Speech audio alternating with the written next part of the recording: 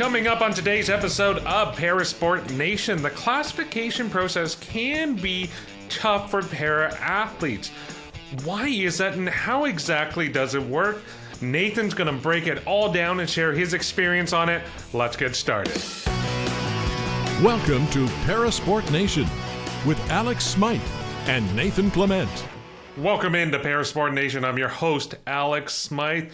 As always, joined by Nathan Clement, a man who has been very busy as of late. Nathan, you have filled up your weeks, you got training, you have a competition coming up in the near future, but you're still making time for the children. Tell us all about it. I was very lucky and very fortunate through Game Plan and the Canadian Sport Institute Pacific. I got to speak at an elementary school in North Vancouver, a small little community in the city, and share the story of Greg Stewart as well as Lisa DeJong's books at their elementary school, which was just an amazing time, just being able to share Greg Stewart's and read it to a school of kindergartners to grade 7 students, and just be able to share the highlights and successes of someone like Greg. And I even have the book here with me, Stand Out, which really takes a dive into what it was like in Greg's life of him growing up and then getting to, spoiler alert, that moment in Tokyo where he won a gold medal in the shot put. So it was just a wonderful experience to be there, but also have an Olympian with us, Kyla Sanchez, who read Lisa DeJong's books, Lucy's Fancy Leg, and the kids loved it. And it was just overall a really wonderful experience. Oh, that's fantastic. And it's always great to make time for the kids. What was their reaction, just reading the book? And did you share a bit of your story, your journey as well? I was able to, yeah. And there were so many amazing questions. Like one of the great things about speaking with schools is you'll often have questions about the athlete you're talking about. In this case, I was there to talk about Greg and talk about a lot of things that he's done. But there's also some questions that were thrown my way and some good, challenging questions, some tough ones. But they were a lot of fun, just being able to throw questions back at the kids, to ask them questions, engage with them, and even put Kyla on the spot, because she put me on the spot a couple times. And it was just a lot of fun overall, just being able to engage with the youth and just share stories of what it's like to be a para-athlete, what it's like to be an athlete. And for myself, I'm from the community right next to North Vancouver, so I'm pretty much one of their own. So just kind of celebrating and showing what's possible in our streets and what's possible in our little area that we call home. Well, that's fantastic. And obviously, this is going to segue perfectly into our main bulk of the conversation, because I'm putting you to the test. I got some hard questions for you. You can throw some back at me, but I really want to find out about the classification process. We have touched on it in the past, but the reason why I want to bring this up, along with a few other questions and a few other topics, is the fact that you're prepping to go away for your first major competition of the season. I mean, this is the first time we've been able to really chat as you're in that process of preparation, getting ready for travel and competition. So I thought there was no better time to really pick your brain and kind of get the ins and outs and the minutia that goes into classification, go into the prep, go into the travel. So the first thing I want to get into is the fact that this is the week prior to competitions. You got your trip coming up. What does a week leading up to your departure look like for you? How are you preparing for the trip, for the competition, and everything that entails? For my sport especially, and for myself, I'm a little different than, say, the wheelchair basketballs, the wheelchair rugbies, and a lot of the other team sports, where with cycling and even previously as a swimmer, usually the week before a competition or departing for a competition, you're going really into a taper or a relaxation state where you're doing a lot less than what you would usually be doing, say, in a regular training week. So for me, the last couple days have been just kind of slowing down my training, maybe getting an hour and a half on the bike, really letting my body relax, let myself relax, and slowly start packing, slowly start taking apart all the things I need to, so I can make sure the day before I leave, I can fully just unwind and not do much, so there's not much stress. So really taking the stress out of your life is the biggest thing that we try to target as athletes, for when we hop on that plane and leave for our destination, that we're going to be mentally focused and hopefully mentally refreshed when we get to our location. Now, is that a conscious decision on your part to kind of wind down the week before a competition? Is that a team mandate? You mentioned as it's a bit different for you based on the sport. Why is it different for the sport? It's mostly focusing on our body's reaction, because if you're just constantly hammering yourself in training, you can end up fatiguing yourself and exhausting yourself. And really, with 1 week before a competition or 1 week before a race, nothing's going to magically change. There's no magic serum that's going to be able to come in there that's going to improve you by 10, 15 seconds in less than a week. So you really have to allow yourself to refresh, relax the body, and let it be as ready as it can be for when that time comes. And when it is time to go, you'll be calm, you'll be relaxed, and you'll have a lot more energy than, say, just hammering it out and just going as hard as you can. It's really more of a mental performance-based thing, but also a physical performance-based thing. And a lot of other sports do it. Athletics does it, swimming's done it, as I mentioned, and a lot of the individual sports will do it. But there's even a lot of that stuff, especially in parasport, where we don't have that many competitions throughout the year, where basketball will even do it at times, and same as a bunch of other sports. So it's more just allowing yourself to rest, relax, and get focused, because you can do a lot more with a rested body than an exhausted body. Now, for the packing purposes, this is something I've always wondered. Like, I have a hard enough time packing when I got to go on a work trip. I got to be mindful of like what I'm going to be wearing if I'm on camera or if I'm kind of out in the field. For yourself, do you have like are there mandates or dress codes? Like, do you have to be branded in like Team Canada wear or official sponsor wear the entire time? Or can you actually just go and wear when you're not competing? Obviously, competition, different story. But when you're not competing, can you just wear whatever you want? So with cycling, compared to other sports where I'm going to use para ice hockey as an example, you often have a lot of dress codes and sports like that. But with cycling for ourselves, we're actually going through a period right now where we've changed team clothing manufacturers and clothing designs. So we've left Louis Garneau, and now we have Jackaroo as our clothing partner. So for us, we're going to be getting plenty of new clothes once we arrive in Belgium. But for us, we usually have to follow and try to wear team gear, whether it's for travel days or once we arrive, and especially on competition days, we're in team gear, team uniforms. But now that we're transitioning suppliers and transitioning manufacturers, there's a little bit of a time where at first you can be a little loose till when all the gear arrives. But I'm going to throw something back at you, Alex. Like, I have a go-to kind of look when I'm flying. I'm usually sweatpants and sweater, trying to get as comfy as possible. But do you have a go-to flight clothing setup?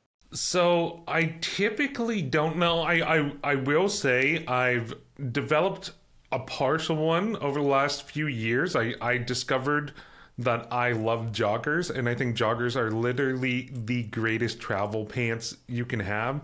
They're light, they're comfortable, they stretch with you, they got good pockets, they're not going to be dragging on the ground because they have the cuffed bottoms of the legs. I think they are phenomenal. I can't believe this, I used to travel all the time just wearing like heavy jeans and being so uncomfortable. I thought, well, that's just the feeling of traveling. It's like, no.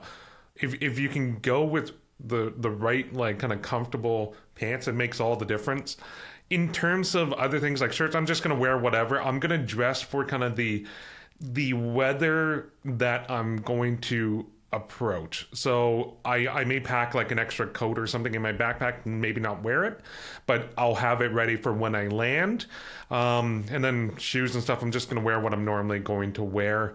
That doesn't really change too much. But yeah, definitely the pants is the one that I've learned. It's like, okay, this needs to be like my uniform for travel because it makes all the difference. But for you, Nathan, you mentioned Belgium. That's going to be your first stop on your journey. Part of what's going to be taking place when you're in Belgium is a classification process. So before we kind of get into the nitty gritty of the classification process, can you reiterate why athletes get reclassified so regularly? Because it seems like multiple times a year or every couple years, you're getting reclassified for competitions. Yeah, so classification works differently for every single athlete and sport too, where primarily I'm going to be focusing on swimming and for the most part cycling, just because that's where I'm presently in at the moment.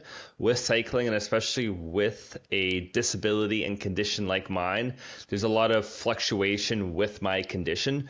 So primarily athletes like myself, or all athletes in general, will do an initial international classification that will allow them to compete at an international level. And then the classifiers will look at the athlete, see them in competition or see them in the field of play, and then from there either automatically confirm them, sometimes more in the visually affected classes or even in the intellectually impaired classes. But in the physical classes, usually you'll be set up for a review about 2 years down the line or a year down the line, dependent on the athlete.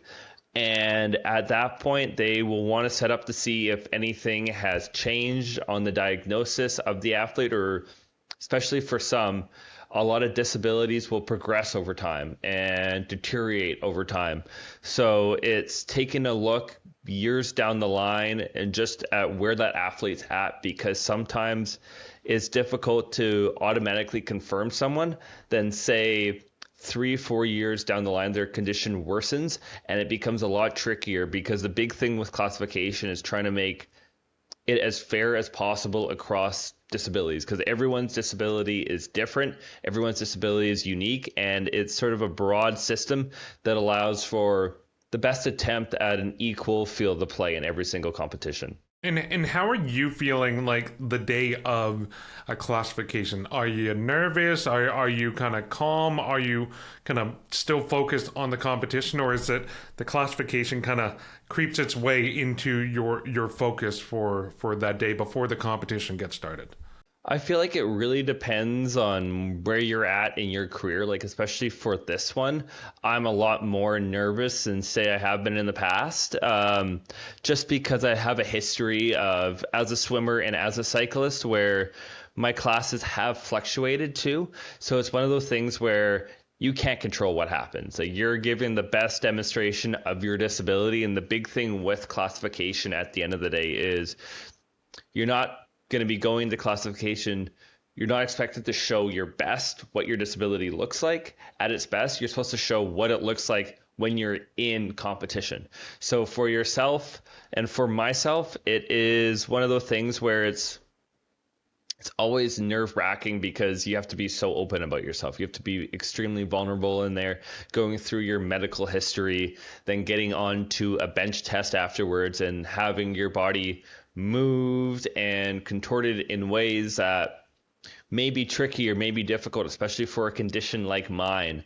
And then going on to your equipment, like the bike, and just showing and displaying kind of what there is. And then the worst part of it all is once you've done the medical review, once you've done the bench test, and once you've done the little demonstration, you then have to wait in like a lobby area or wherever you're staying in for upwards of 10 to 45 minutes to even hours waiting for deliberation that's going to come out. And that's the longest time in any athlete's journey or experience, where there's so many times with classification that athletes have gone in expecting to be in a certain class and has come out there in a completely different direction. So you're at just the whims, or you're just at that level of something that's completely out of your control, which is often more nerve-wracking than racing.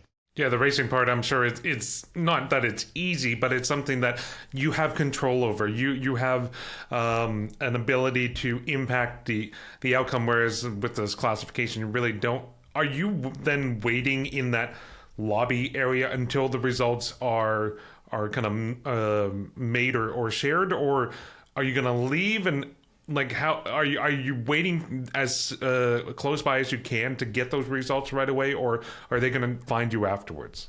You have to wait there. You have to wait in that you have space. to wait. You have to wait in that space because it's a part of the classification process in itself is that waiting period, because they could be deliberating, they could be talking about your classification, and then they might need some more information about a subject that the classifiers are talking about. Because even to take a step back for a second, in the classification, there's usually 2 or 3 people who are reviewing you. One is a medical doctor, one is a physio, and after you've gone through the medical test, the bench test, and the on-equipment test, they will then sit out there, and there'll be at times where they're deliberating for however long it could be.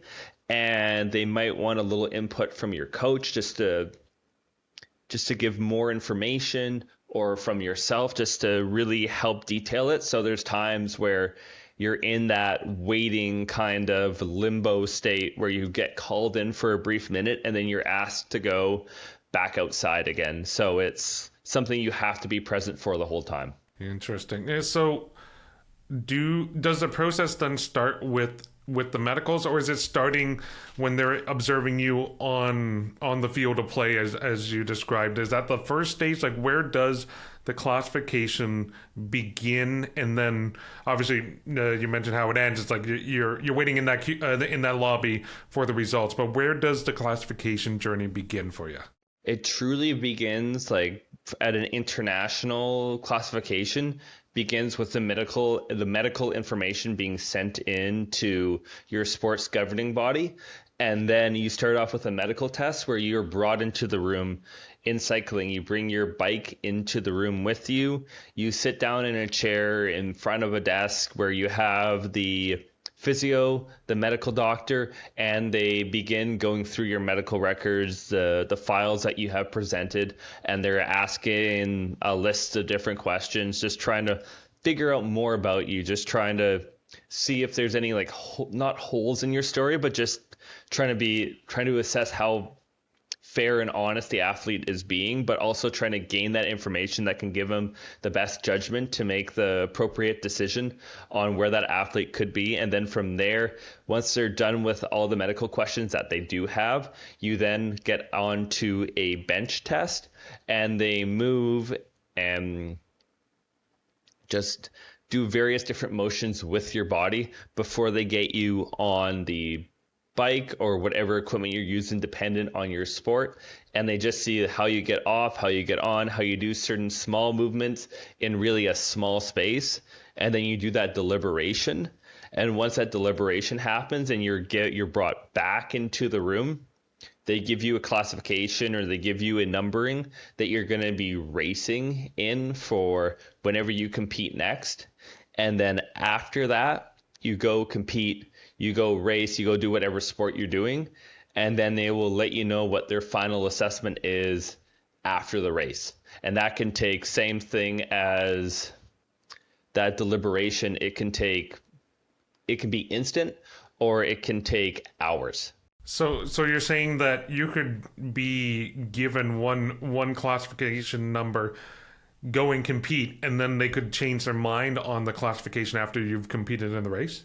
Exactly, yes. So I actually have a story that's close to home and kind of why there's a lot of nerves about the classification in the process is in Huntsville, Alabama in 2023. We had a World Cup down there in the States.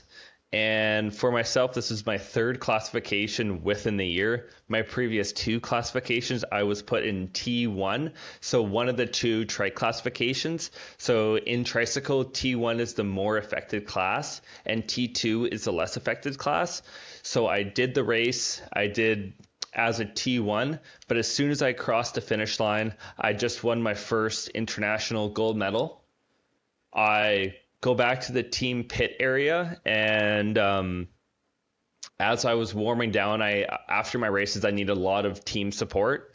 I hear on the intercom that I had been moved up a class to T2, and I had that medal stripped away. I had everything taken away, and then we had to protest it, which is a whole nother system in itself, where I'm going to go through that experience in Huntsville, where immediately the coaching staff deliberated, saying like, okay, is this protest worth it? In my case, it was a yes. So they put down, I believe at the time it was 300 Swiss francs, which is about 500 Canadian, to protest. And you're pretty well going back to the square root of the classification process. So you go back into a classification room if they approve your protest, and you begin to go through the medical records, do another bench test, do another on-bike test, and then eventually they'll get you in a race in that classification. So it's a quite arduous and long process, and that waiting time is the longest afterward. So it's a very, very difficult and long process to protest a classification. Yeah, I'm sure too, you also feel a bit like a lab project going through that. As you say, you got the medical test, and you're on a table while people are going and moving your body in different ways, seeing your range of motion and stuff, and then you do other evaluations. Like, it just feels like poking and prodding and all that stuff. But now, for when you did have that happen in Alabama, you obviously, as you said, you had a medal around your neck in the T1 category. If you were moved up to the T2, do you remember what your finish would have been based on your result, and if you got moved into the T2? I would have been near the bottom. I would have been one of the last place athletes. Especially with classification, it is something that can dictate an athlete's career. It's something that can change a fortune for athletes for the better or for worse off, because when you're getting classified and you have a ruling like that, your first thought is, oh no, I need to perform against people who are now less affected than me. How can I do that? How can I place well? And then you can run through that thought. It's very easy to get lost in that thought process of, if I can't perform well at this competition, that means I'm not going to get karting. That means I'm not going to get funding next year. And then how can I afford this? How can I afford all these different things? And it really becomes a stress that could affect your livelihood as an athlete. So there's a lot at stake with classification, but there's also a lot of classification manipulation that goes on too, where a lot of athletes understand that if you perform well, if you maybe tell a white lie here or there in classification, you can end up extremely benefiting. And there's a thing that has gone on, and it's been documented in the past. There's one perfect example of that is the intellectually disabled Spanish basketball team that cheated and lied about their classifications at the Sydney 2000 Paralympics, where they ended up winning gold. They got the gold stripped away because it came out that they got caught. But there's so many other instances where athletes are tempted to be a little, let's say, obstructing of the process to get a beneficial class so they can perform, they can get more money. And that's the thing too, is where parasport's going, it's incredible to see and hear the successes, but it's also that challenge too with so many athletes. You can make 100,000 euros, you can make 200,000 euros, you can even make $1 million, and that moral line gets shifted. But the big thing that a lot of athletes work on is being fair, being honest, being transparent, because if you do lie, if you do make it up, it really affects you mentally, it will break you over time because you know you're being dishonest. You know you're not being true to the sport and not being true to who you are. So it's that ultimate game with classification. Like when I get classified on Monday, I'm going to be fair. I'm going to be honest because that's who I am. And that's what many athletes try to do. Absolutely, and we all hope, me and the rest of the PSN team and community, I'm sure, hope it's a smooth process for you. There's no bumps, there's no stress during that process, and you get your classification you're expecting quick and easy. Nathan, we're running out of time here, so we got to move off of the classification beat. But before we do, you wanted to highlight some of the big events taking place in the parasports world. Take it away with the PSN update. Now, the PSN update. We dive headfirst into the Parasport Nation update as the faces of tomorrow are in Indianapolis, Indiana for the World Series in paraswimming. The World Series acts as an opportunity for swimmers to receive international classification and gain the ever-important international experience for their country. Across the 49th parallel, Défi Sportif begins their 42nd games. The yearly event brings athletes from Quebec, Canada, and internationally to Montreal. Headlining the 2025 edition of Défi is the National Wheelchair Curling Championships and Blind Hockey International Series between Canada and the United States. And that's the PSN update. Now, Alex, the Moose is going to be loose in Montreal. Is there anything exciting that you're going to be doing for Défi Sportif over there? Yeah, so I'm going to be there on the ground with some of the members of the PSN team. We're going to be covering the back end of Défi Sportif, so kind of the first weekend in May. You mentioned the National Wheelchair Curling Championships. I'm going to be covering that. I'm going to hopefully be able to snag a couple interviews with some of the athletes, maybe a coach or two. We're also going to be checking out some of the high school level sports, because that's something so unique with Défi Sportif. You get exposed to all these different sports, so we're going to be covering that. We're going to be checking in on the wheelchair basketball competition and even some powered chair soccer too. So be sure to stay tuned. We'll have interviews and coverage in the upcoming episodes of Parasport Nation. But unfortunately, we are out of time for today's episode. So thank you for watching and listening. Be sure to catch us on YouTube at Parasport Nation, on AMI Audio, or on podcast for the audio version. And also give us a like and follow on Instagram, Parasport Nation AMI. We'll catch you next time. Thanks for tuning in to Parasport Nation. Like and subscribe to the channel to follow us now.